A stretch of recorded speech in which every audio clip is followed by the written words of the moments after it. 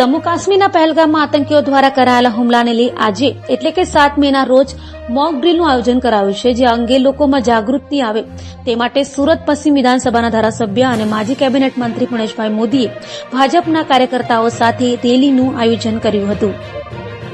જમ્મુ કાશ્મીરના પહેલગામમાં આતંકવાદીઓ દ્વારા નિર્દોષ નાગરિકો પર કરાયેલા હુમલામાં 27 લોકો શહીદ થયા હતા, જેને લઈ પાકિસ્તાન અને ભારત વચ્ચે તણાવની સ્થિતિ ઉભી થઈ હતી। તો ભારત સરકાર દ્વારા દેશમાં અનેક જગ્યાઓ પર મોક ડ્રીલનું આયોજન કરાયું હતું। આજે એટલે કે 7 મેના રોજ યોજાનાર મોક ડ્રીલ અંગે લોકોને જાગૃત કરવા તંત્ર દ્વારા અનેક કામગીરી કરી છે। તો લોકોમાં મોક ડ્રીલ અંગે જનજાગૃતિ આવે તે માટે સુરત પશ્ચિમ વિધાનસભાના ધારાસભ્ય અને માજી કેબિનેટ મંત્રી પુણેશભાઈ મોદીએ કાર્યકરો સાથે એક જનજાગૃતિ રેલીનું આયોજન કર્યું હતું, જેમાં સાંજે 4 વાગ્યે 2 મિનિટનું એક સાયરન વાગશે અને ત્યારબાદ સાંજે 7:30 થી 8 વાગ્યા સુધી બ્લેક આઉટ અંગે પ્લે કાર્ડ દર્શાવી લોકોને સમજ અપાઈ હતી।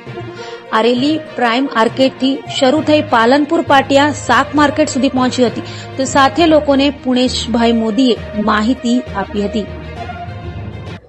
22 એપ્રિલ 2025 રોજ જમ્મુ કાશ્મીર રાજ્યમાં પહેલગામ ઉપર જે આતંકવાદીઓ હુમલો કર્યો, ધર્મના આધારે જે હિન્દુ યુવાનો હતા એની હત્યા કરવામાં આવી અને આજે આખા દેશમાં આપ જોઈ શકો છો કે એ જે આતંકી હુમલો થયો લોકોમાં ખૂબ આક્રોશ છે।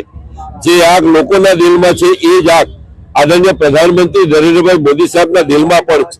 એક દેશભક્તને છાજે એ પ્રકારનો એમનો રવૈયો રહ્યો છે અને એક પછી એક કદમ પાકિસ્તાન સામે ભારત ઉઠાવી રહી છે।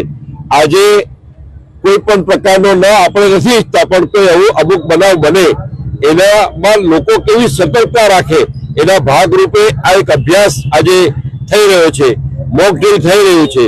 તો આ મોક ડ્રીલ જયારે થઈ રહ્યું છે ત્યારે લોકોમાં કોઈ ગેરમાર્ગે કોઈ દોરે નહીં, કોઈ અફવા ફેલાવે નહીં, કોઈ એનો દુરુપયોગ થાય નહીં, કોઈ ગભરાય નહીં, માત્ર સાવધાન રહે, સતર્ક રહે।